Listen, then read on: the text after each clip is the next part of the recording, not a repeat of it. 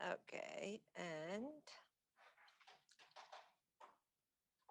what's that? Done. All right, so we're going to Kate. All right.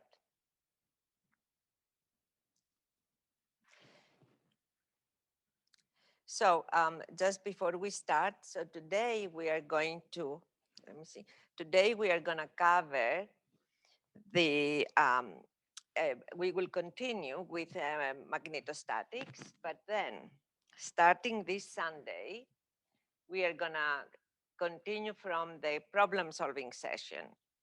The review, we are going to start the review from the beginning, all right, different in form of problems rather, right? So we'll solve problems from what the beginning of the class. So Sunday, Monday for lecture, we are going to also have a review, all right? And then a Monday afternoon instead of office hours, I mean, it's going to be a review, which means that I will record the sessions and I will put them online. And I have recorded also the problem solving session on Wednesday and the solutions that we did, and then I put them online. So you will have access to those, all right, if you cannot make it. And also I will email you the material that we are gonna cover, but the material we'll cover will be everything up until today in terms of concepts, all of the problems we have done in class during lectures, homework up to homework 5, not 6, which I'm gonna also submit the solutions by tomorrow morning.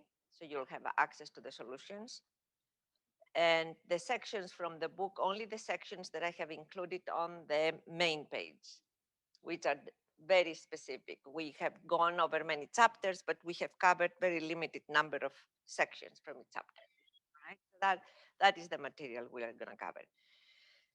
And yesterday, or last time Wednesday, when we had the lecture, I just also spoke about, as I did during the problem solving session, about what kinds of problems I'm going to ask you to do, which are not going to be like homework problems, all right? In homework, I'm asking you to solve something, sometimes new, related to the things that we've discussed, or an extension, a good extension of it. But here is a midterm, so it's not going to be anything new. It's going to be from the things that we've covered. Nothing that you have not seen before, no variation that is new. It's going to be, I was thinking I'll give you 2 problems so you don't get stuck on one. If I were to give you only one and you get stuck with it somehow, then it's not a good thing to have all of the solution coming. But I'll give you 2 problems. Each problem is going to have like a one thing to do. I may ask you more than one questions just to help you get to the result, all right? Instead of telling you, find, for example, the field for X, Y, and Z, I may ask you an intermediate question that you have to do, something that you will have to do anyways. It's 3 o'clock. To give you guidance how to get there. But I will give you some, I will send you an email to everybody to remind you of those things. Just,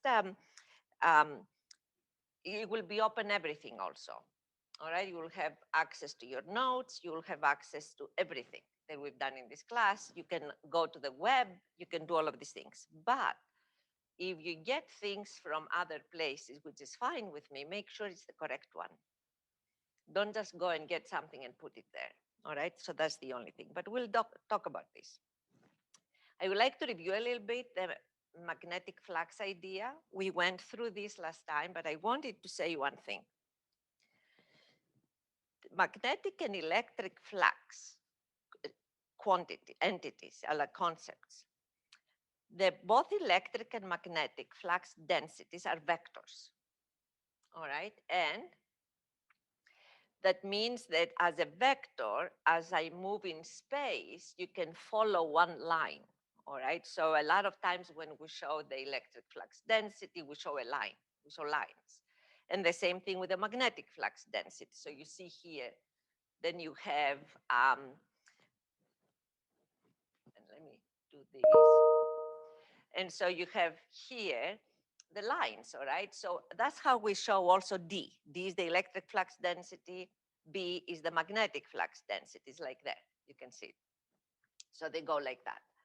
Now, these lines are important. Every line shows one point, and every line shows how the projection goes. How if that one point was the where you would observe the, if say that little point that represents one point on this line was like the magnetic field that you are then trying to follow how it moves, all right, how the line, the density moves, it moves along this. So all of these lines have a direction. Now, when we try to take the magnetic flux, usually we do it in the magnetic flux. We don't talk about the total electric flux, all right? We have not talked about the total electric flux. No. But we have talked about it, we're talking about the total magnetic flux. And why is that? Because the total magnetic flux that goes through an area is important in defining the inductance. All right, so we use the concept of total magnetic flux to define an inductance, because at the end, we do all of this stuff. So we talk about an inductance, which is an important component for us, so we can move on. In this case, let's assume, which is something that I did not have last time when we talked about it, that this magnetic field is created by this current loop that is somewhere far away, the blue one. All right, let's assume that it's far away. And this current, I, creates this magnetic field, blue also lines. And then I go and I capture part of this magnetic field. So, and you see how I create a surface. And then I look at the surface and I say, okay, let me find out how much of that magnetic field goes through the surface. To do that, I integrate the magnetic field, the magnetic flux density, and when I do that, I talk about a magnetic field, but in reality, if I want to find total flux, I have to work with magnetic flux density. And a lot of times when I say find the magnetic field, a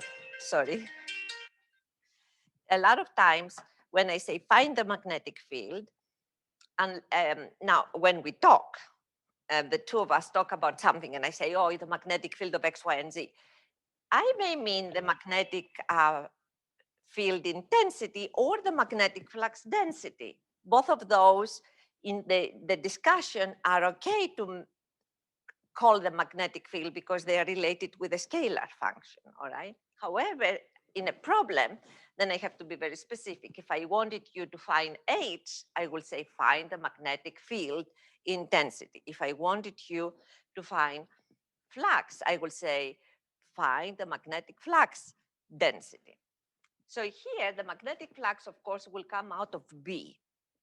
And in this case, to find the magnetic flux around this area, I then integrate B around this area.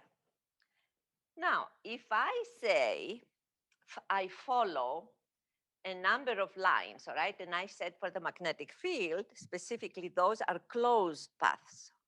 They will close on themselves. They will go far, far away and they will come back to close here for the first one. And the second line is gonna go and it's gonna come back to close in the second line here. So these lines will close to themselves. They don't stay open like it happens with the electric flux density. But if, say, I were to follow X of these lines, all right, then, and if I, in this, assumingly, all right, I'm just using this, if on this surface S, I could measure, I cannot do that, but if I could measure an n number of these lines that go through the surface, then, and find here the total magnetic flux, then any other surface of any shape that also has the same number of magnetic lines will give me the same total magnetic flux. all right? As long as it does not incorporate more lines in there. So the flux, the magnetic field, the magnetic flux lines may open up, may do whatever, but if I have a surface that for which over this surface there are the same number of flux lines that they go, then the total magnetic flux will remain constant. So I can have this one that looks like this. I can have another one that may have the surface may have a weird shape in 3 dimensions. As long as I have the same number of lines that go through those surfaces, the total magnetic flux will be the same. Okay, so that's one important thing. And that's why it is expressed mathematically by the dot product. All right, it's not just any product of B with the surface area. It's the dot product. And so physically, I express that in terms of looking at the number of lines. Mathematically, the fact that you can have multiple surfaces that look very different to provide you with the same magnetic flux is expressed mathematically by the dot product. All right? Okay, so why is this important? To be able to understand how much flux is captured by an area. So I have a generating current. It creates that magnetic field, but then I go somewhere away from this current and I look at the magnetic flux that is captured by this area. Why is that important? Because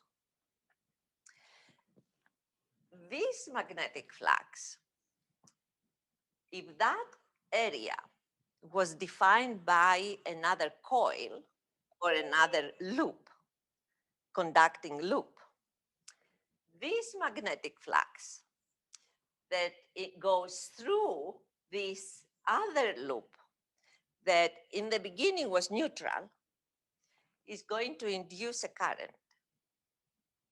And this current is extremely important because ideally this is responsible, how this magnetic flux that is captured by this other area is responsible for what we call a mutual inductance. Mutual inductance, we don't have mutual capacitance, all right? We do not, but we do have a mutual inductance. Mutual inductance is an indication of the crosstalk, of the magnetic field crosstalk. What does that mean? If I have a loop on my printed circuit board that carries a current, and then I have another loop or another line that goes nearby, then the interaction of the magnetic field with the other conductors is going to generate what we call the mutual inductance. Usually that happens if you have loops that are in near proximity. And then we use loops on integrated circuits. And we use loops primarily to do 2 things, either to create inductors or to create resonators. So it is important to understand that concept of how much field impacts the surrounding of the circuit so I can get an understanding of the crosstalk. All right, so that's why we are looking at this. It's not just a mathematical concept. Here we covered this last time. All right, we covered this. What we found is that if now we go to a separate problem, we have now a straight line. The current flows on a straight line, but this time the current is not infinite in extent. We assume that the current that flows extends only from A to B. And from that, we found this formula, which I want you to remember, not by heart, but to remember that we do have an expression for the magnetic field when there is a current that generates it, and this current is finite in length. So I want you to remember we have it, and I want you to remember how to find it. not to memorize it. We don't memorize here anything, only very few fundamental things. All right, why then is this formula important?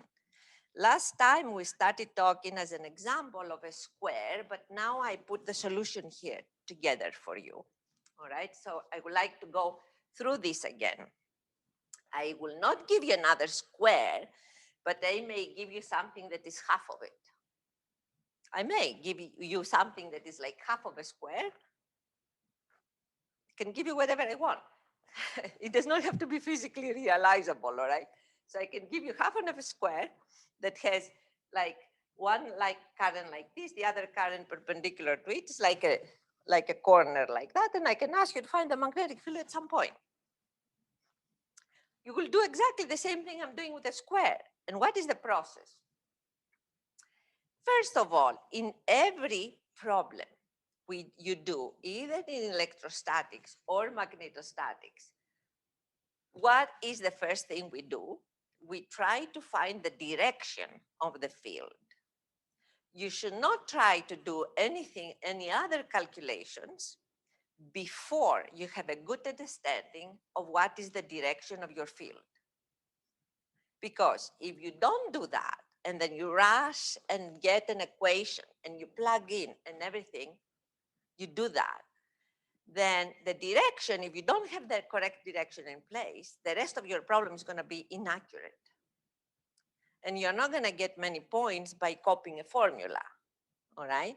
Formula is a little tool to solve the problem. So number one, remember, before you start to think on how I'm going to calculate it, think, first of all, how am I going to find its direction? And here we always go in magnetostatics with the right-hand rule. So for this section, I take only one section of the square, all right? Instead of thinking of the whole square and trying to solve the problem of the whole square, I now remember that I know each of the lines, what it does from the previous problem. So then I can superimpose. But I can superimpose if I know the directions well, number one. And then if, of course, I know how much is contributed from each line. So I'm starting with a line section AB. And number one, what do? Direction. So I go on this and I say the current goes like this. I use my right hand rule, all right? So my thumb along the direction of the current, and then the other fingers will show how the magnetic field will come around the current. And it comes around with the direction that I have shown in these green yellow lines. You see how it goes.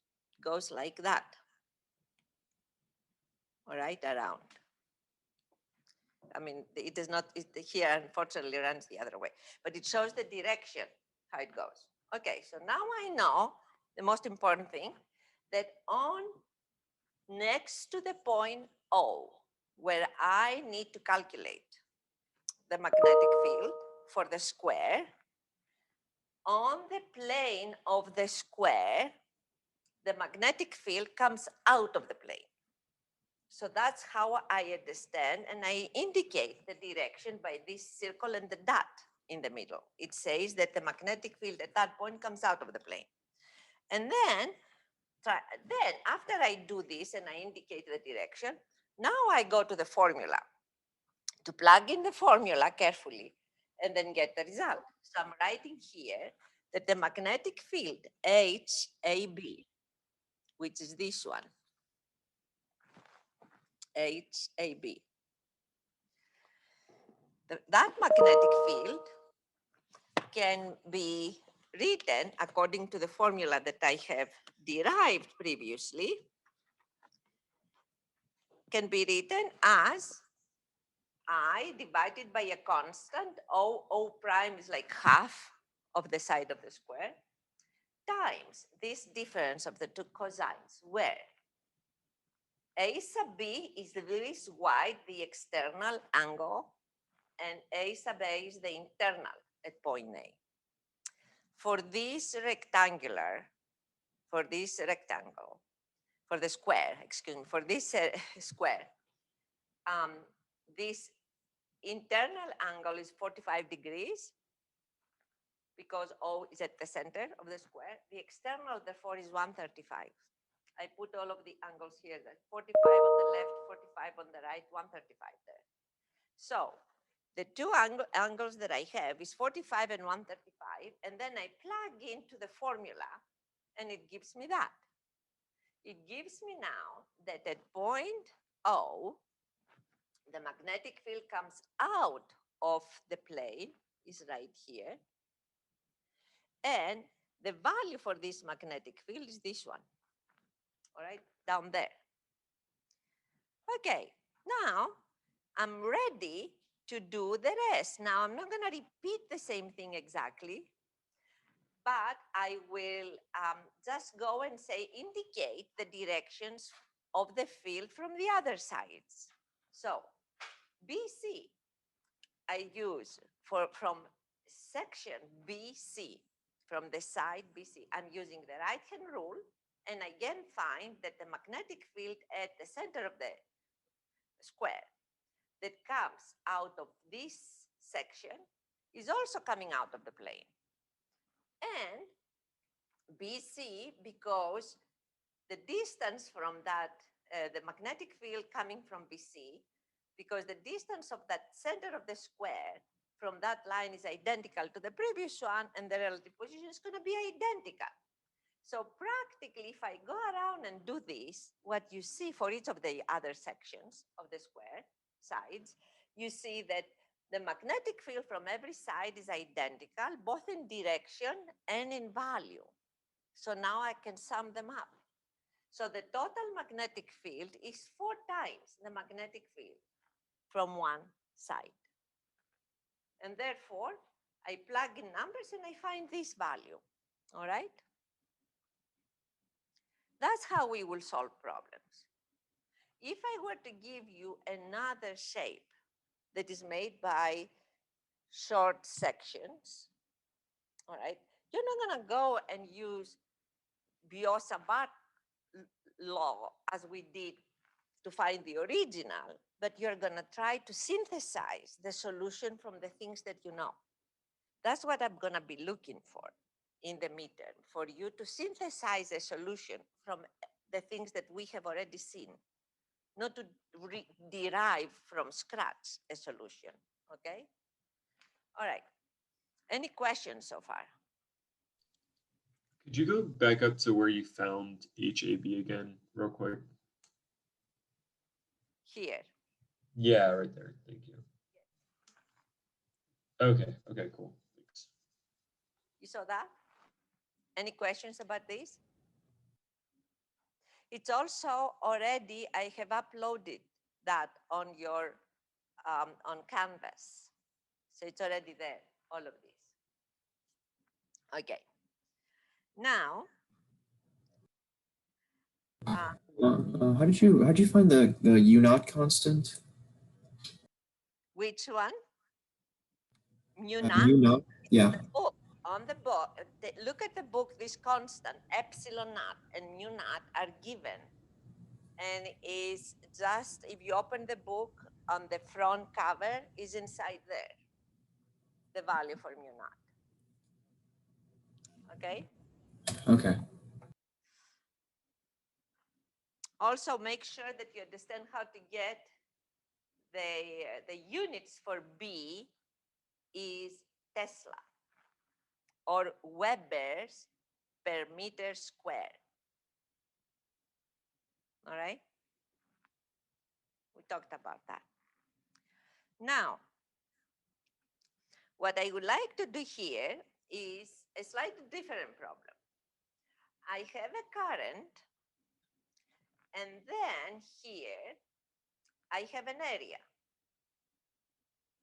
It's another wire, but I don't consider any, I have not imposed a current there. Not that anything that I have done, all right? But I just place this, so I have a current that flows on this infinite long line, and then I have another loop next to it. And the loop is square, like that. It's another square of a side A, and I have placed the loop, so I know, so I have used here the Cartesian coordinate system, X, Y, and Z. The loop is on the ZY plane. All right, and I know the distance of the loop from the Z-axis, and I know the distance of the loop from the Y-axis, and I think I have used, well, and this, it's a long, infinite long line. Since the line is infinite long, really the only thing that matters, that's the other thing you need to think of the problem before you start solving it. So first of all, I'm looking at that. For a moment, you know, I put a ZA there, I put a ZB there, and I put a YA there and YB there. And then I have an infinitely long line. And I know that the infinite long line creates a magnetic field which is cylindrically symmetric. It's the same everywhere around, so it has no phi dependence, and it does not have Z dependence. So as long, but it has that it depends on the distance that your point has from the wire. So practically, when I take the loop here, this one,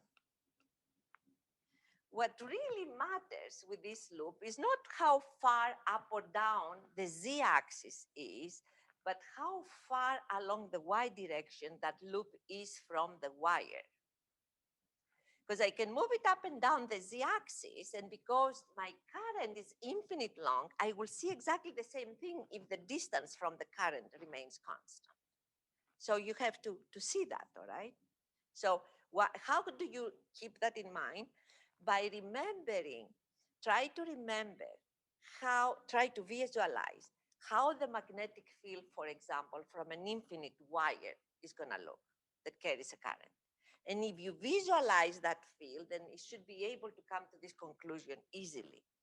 All right, but so try when you practice for the midterm or the final or this class to solve problems, try to, sometimes people say, well, we're talking about the fundamentals and then we don't solve examples. Well, we can solve a lot of examples, but if you don't understand the fundamentals, I can solve you 10 examples, and then the 11th one you're going to have to solve is going to be a very hard one. But if you understand the fundamentals, that 1 or 2 examples will help you move forward and do similar things. Okay, so now I have that. Same thing, you remember what I said, before you solve the problem, what is the first thing you do to find the direction of the field? So in this particular case, I want to find the total magnetic flux through this green loop. Before I do anything, I'm trying to find out, let me identify the direction of the magnetic field that is created by the current. So I'm using the right-hand rule. And then the right-hand rule, it shows me that the direction of the magnetic field is here as shown by these lines, okay? And therefore, when the magnetic field line crosses the loop, the direction of the current is going towards the plane. So it's entering the plane, is going into the plane, not out of, okay? So then I indicated there. What is the other thing that I have realized? Number one, that as I move along this direction, I did there. So as I move along the Y direction, like this, if I were to move, I will not see a change in the magnetic field. Why am I not going to see a change in the magnetic field? Okay, this one, sorry. Why am I not going to see a change in the magnetic field? Because it's an infinite long line and an infinite long current. And therefore, whether I am up here or whether I am down here, the value of the magnetic field and the direction will be identical. However, as I move away from the current, then the direction of the magnetic field is going to remain the same, but the value is going to change. All right? So if I go from this point to that point, the value of the magnetic field at the point at the blue dot from the value of the electric field at the red dot will be different. They're not going to be the same. And as a matter of fact, the value at the red dot is going to be less than the value at the blue dot, because we know that the magnetic field from a line which is infinitely long, it changes as 1 over the distance. Okay, so now here it is. I go and I go into my notes and I find the value as I have it here. You see up here? I have already written here how we have seen the value we have derived, the value of the magnetic field from an infinite long current. And for the infinite long current in the cylindrical coordinate system, the magnetic field has the phi component. The phi component. And I have shown it here so you'd see it. And it varies as the distance rho from my wire. But here, of course, I don't have the cylindrical coordinate system. I have the Cartesian coordinate system. So instead of phi on the plane of the loop, the direction for my magnetic field is the negative x direction. All right, on the surface of the loop, the phi direction of a cylindrical system means going perpendicularly into the plane and along the negative x direction on the basis of how I have defined it. So it's going to be negative ax, which is the unit vector, times this constant here, which is the current divided by 2 pi and divided by rho, which in this particular direction, your rho value is not going to be nothing else but your y value for this system, for this Cartesian system. Okay, then from h, now I have h expressed in my Cartesian coordinate system. From h, then I go to b. The only difference between h and b is this mu sub naught, mu 0. In other words, it's not a 0, it's an O. So that's why we call it mu sub naught.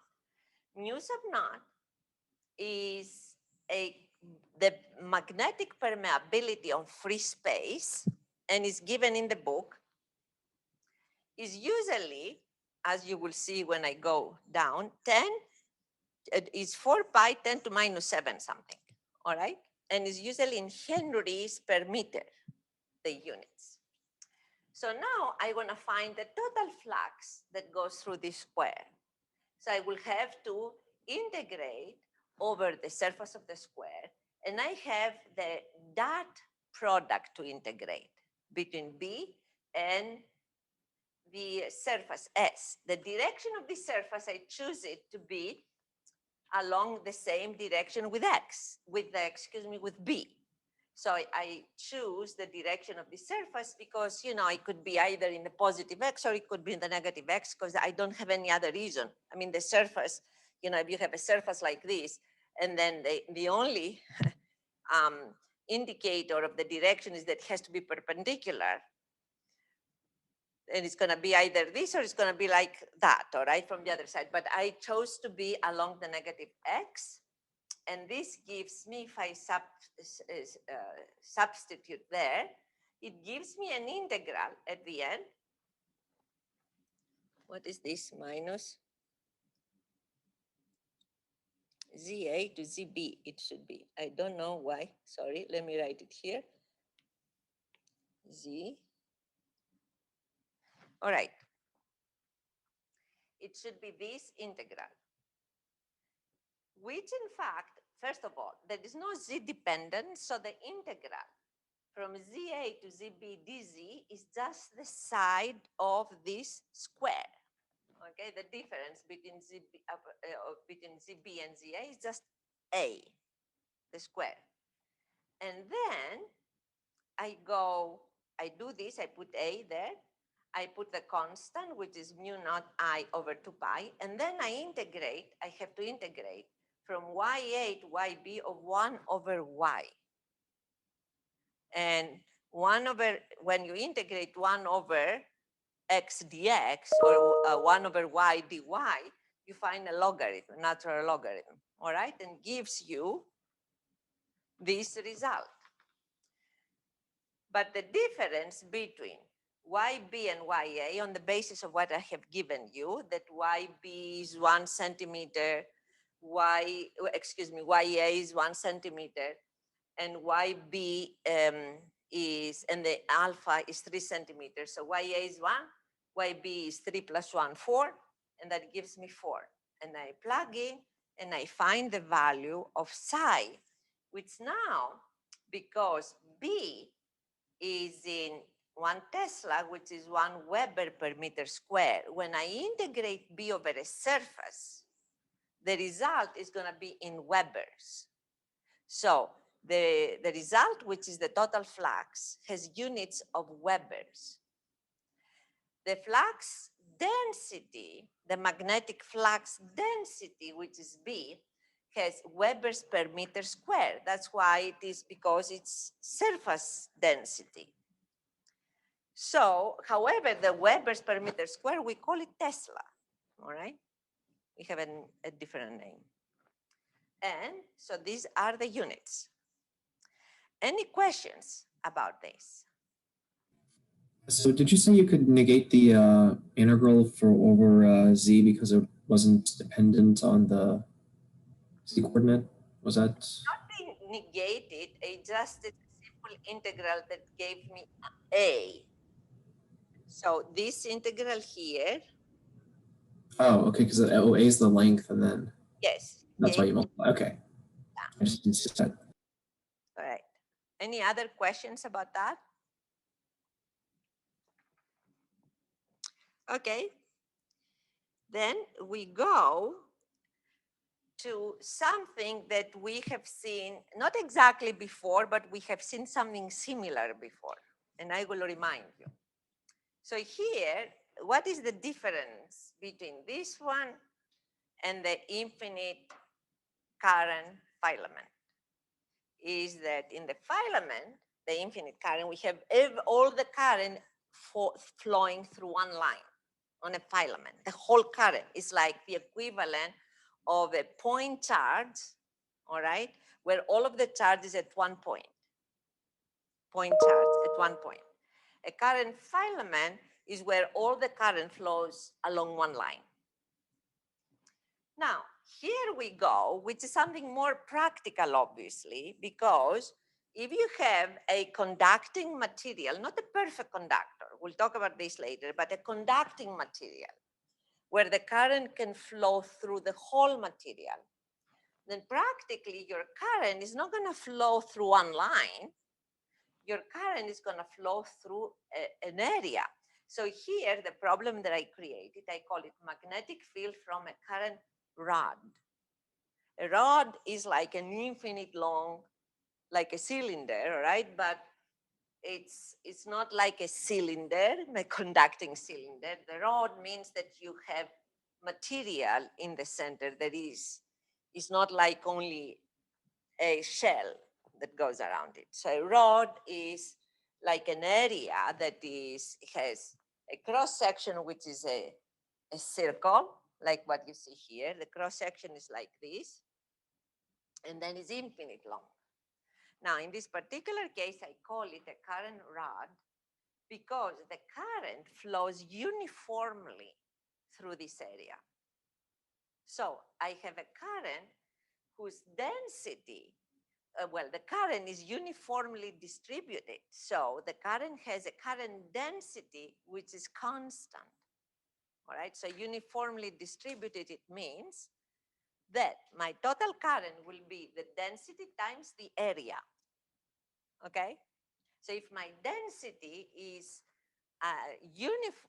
constant, if my current density is constant, that means that my total current here, which is made out of these imaginary line filaments, current filaments, all right, then practically it's going to be the density times the area. When did we see that? we saw that in charges, like in a sphere, the charge was, the total charge was evenly distributed throughout, and the total charge was, if it was evenly distributed, it was like the charge density times the volume. You remember that? Okay, so it's kind of similar thing here. The only thing is the current is running along those lines, and that is infinite long. Okay, it's a rod. Now, I'm going to find the magnetic field that is due to that. I know the magnetic field from one line, but I don't know yet the magnetic field from this. So,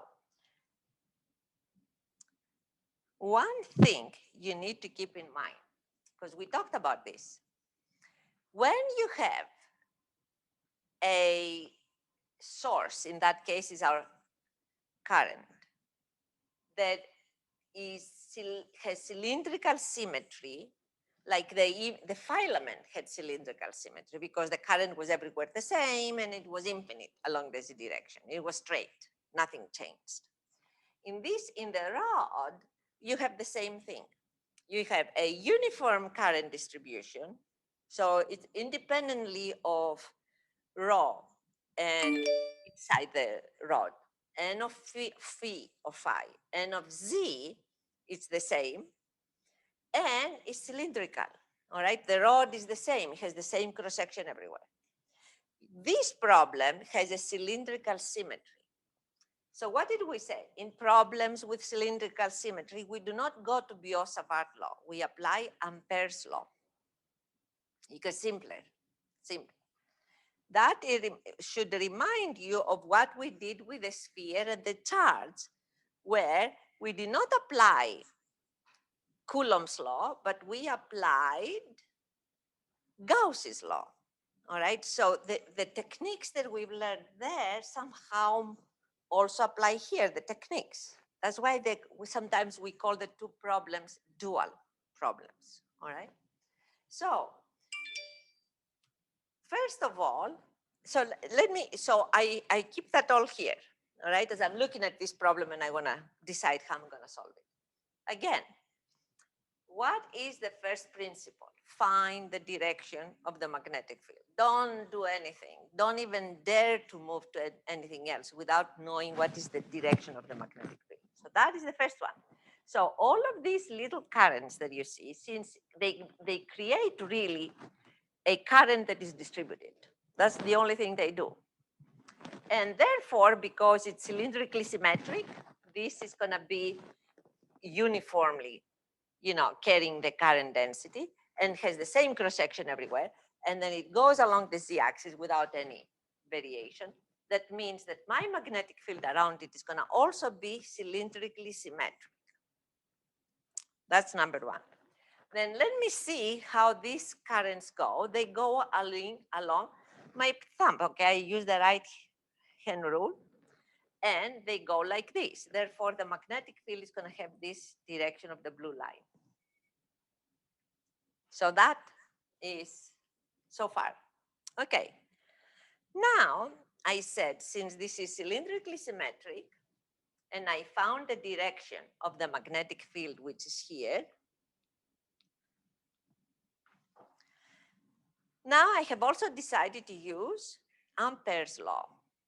And Ampere's law is this one here.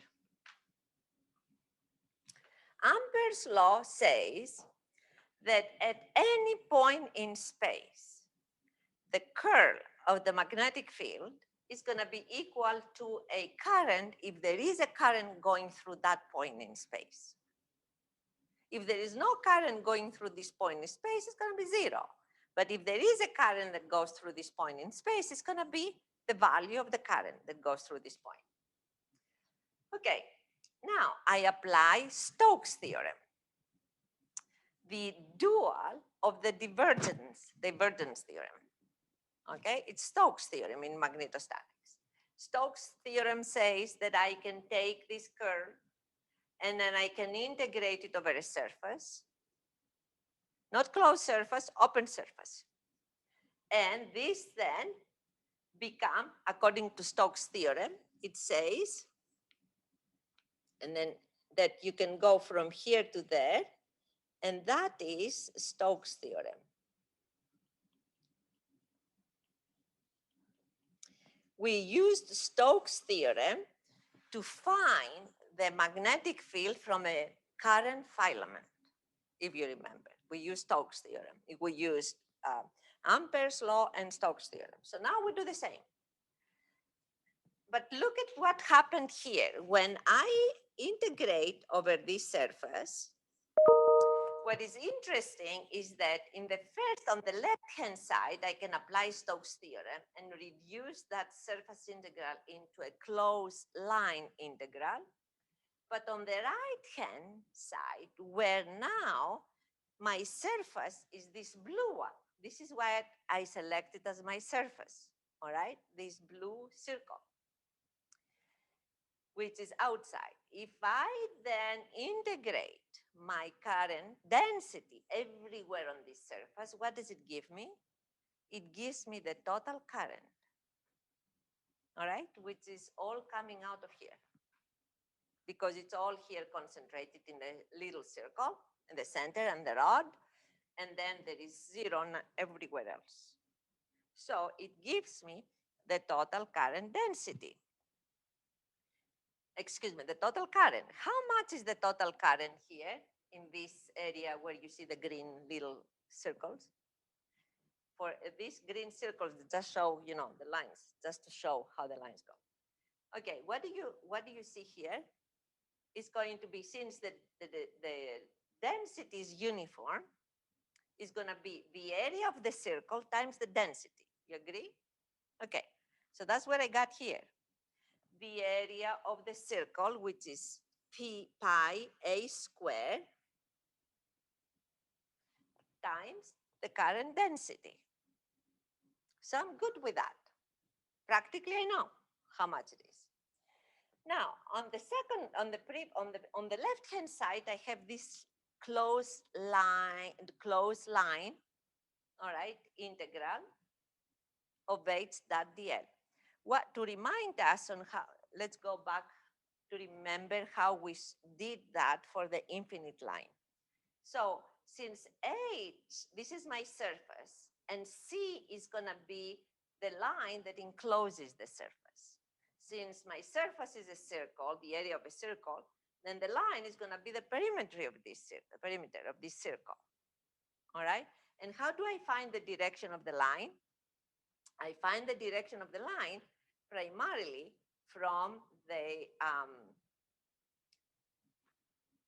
same kind of rule, the right-hand rule.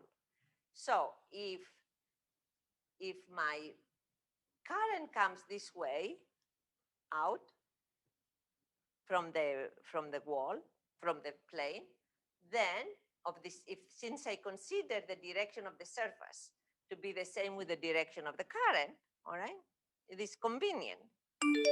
Practically, the direction of C is going to be like that, all right? It's going to follow like the same. If the direction of the surface is like this, the direction of C is going to follow the same as you see here that I have indicated from the right-hand rule that's coming as well. So then the integral of h on this circle now, the perimeter of the circle, since h is constant on that, then it's going to be 2 pi d, which is the radius of the circle, so the perimeter, times then the value of the field h sub phi at that point. And therefore, that expression down here gives me the magnetic field at a distance d from the center of the rod. All right? That's what it does. It's practically varying. If you are outside of the rod, of the area of the rod, it varies like as if the whole current was on one line. Did you see that? As 1 over d. Now it has a different coefficient in front, but it varies as 1 over d. And that's how it varies if you have an infinite long current filament. All right, now I did the external outside of the rod. let's try to see what we are going to do inside the rod. This is very similar to what we did when we tried to find the electric field from a sphere of charge inside the sphere of charge. You remember we were taking a volume inside the sphere. The same thing here, we take an area, a surface, S prime, that is inside the rod. Okay, and then we apply the same approach. There is a difference, however, that this integral of the charge density, excuse me, of the current density here is done over a smaller surface. And this surface only captures part of the current. And the smaller surface, the area is pi d squared. Okay? Pi d squared. You see it down here. And therefore, the current that is captured through this smaller area is pi d squared times the current density. And the rest, the same idea applies. Now our circle is the smaller circle that goes there, and the direction of this circle is here, of C. This is my C now, all right? And then along this C circle, the perimeter, H sub phi is constant. And then therefore I take it out of the integral, and the rest gives me the perimeter of the circle, which is 2 pi d. And therefore from here, what do we get? That inside the rod, the magnetic field varies as its distance from the center of the rod. And that should remind you what we found in a volume charge density when we were inside the sphere. Okay, so remember those things. So now, if I were to plot it, what I find is that at the center of the rod, I have zero field right at the center on the axis. And why is that? Because all of the magnetic fields that are excited by the little lines, they will all cancel out at the center. But then as I move away from the center and towards the edge of the rod, as I move there, practically I reach a maximum there. And then as I go to the outside, it goes down as 1 over d that I found earlier. So that is how the magnetic field goes in this case. So I did this. I don't want you, now that we solved it, you know it. I want you to know how you solved it, but I want you to remember what we found as a result, okay? So I'm not going to ask you to derive anything like this in the midterm, but I may ask you a question on the basis of this solution. So read it, feel comfortable, understand why all of this happened, and then know how to find it, all right, if I give you something. I have not made the exam. I don't know what I'm going to give you. I will make the exam after Monday. But it's going to be based on things that we have already covered. And I'm not going to ask you to make these kinds of derivations. No. So, but feel comfortable with the things that you have seen here. Okay? Any questions so far? How did you determine the direction of C again? Okay, it goes very similar with the right-hand rule. So the currents are coming out of the plane. You see, they're dots. The current is coming out of the plane. The circle with the dot shows the direction. And if you then consider your current going along your thumb of your right hand, then the other fingers should show the direction. And it's the same. Why is that? Because the relationship between the direction of the surface and the direction of the line that encloses the surface is like determined by the right-hand rule. So if the direction of the surface is along your thumb, then the direction, if you put your right hand to indicate that, the other fingers will show the direction of the line that encloses it. All right, that's how I found it. Because I assumed that my surface S has the same direction with my current.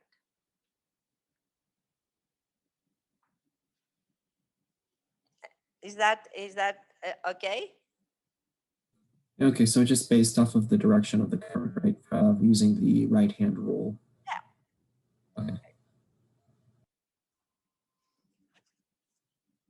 Any other questions? Yes. So if we were finding within the kind of like all the filaments, that's kind of like if you were at a separates thing, I want to know like what are H's within that. It doesn't affect if we were have like point E outside. So these filaments here do not affect the field there. Is that what you mean? So Yes. I was just wondering, like, would we add like inside and outside together, or there's two? No, we only, when you want to find the value of the field here, you only define the line that goes around this, goes through that point. But, and then what happens, you see that the contributions from these are canceling out. That's why you don't see it. It's only what is inside this blue line that gives you a non-zero contribution at that point where you look for your magnetic field. And it's easier to see it like that instead of using Biot-Savart. You know how difficult it would have been to come to the same conclusion using Biot-Savart rule? Would be very, very difficult. I mean, the integrals you would have will be horrific. And then eventually, if you were to do it correctly, you would find the same result. It's not like the result would be difficult, but you would have to go through many, many intense integral calculations. So now we have avoided all of this. But it is only possible if you have cylindrical symmetry. Remember that, all right? If it's cylindrical symmetric, then it's Ampere's law for magnetostatics. If it's cylindrical symmetric or spherically symmetric for charges, then we can use Gauss's law for that. All right? So charges have also the spherical symmetry, which there's not, of course, there is no spherical symmetry in currents because currents go on lines, all right? And no, charge is at a point. That's why you can have a sphere. You cannot have a sphere of currents. There is no such a thing. Any questions? Okay, so starting like Sunday, I'm going to start from the beginning and solve problems. I'm not going to do problems on calculus or vectors, but I'm going to start from the beginning of electrostatics to solve problems. So Sunday, Monday afternoon, and then Monday during office hours. Okay? So no homework this week because I want you to focus on, not to worry about homework. I want you to focus on the meter, and no quiz today. So you will not have to worry about submitting anything. I want you to worry only about reviewing stuff for the meter. All right? Yes. Yes, that is to do. Yeah, yeah. That is due, but there's nothing going to be new for this coming week. All right? No new stuff. We're going to start again next Sunday. Okay. All right. So I will hopefully see you on Sunday. Try to make it. Thank you. Any questions from those who are online?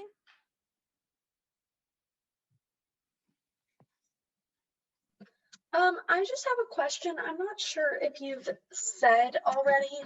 Will the exam be during our class time over Zoom? Yes, yes. Only during the class time. That's the rule of the university rule.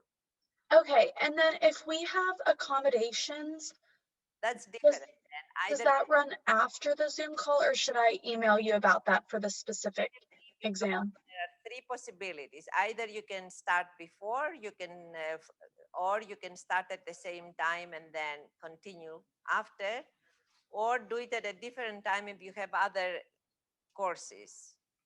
that- Okay, and would you just want me to email you about that?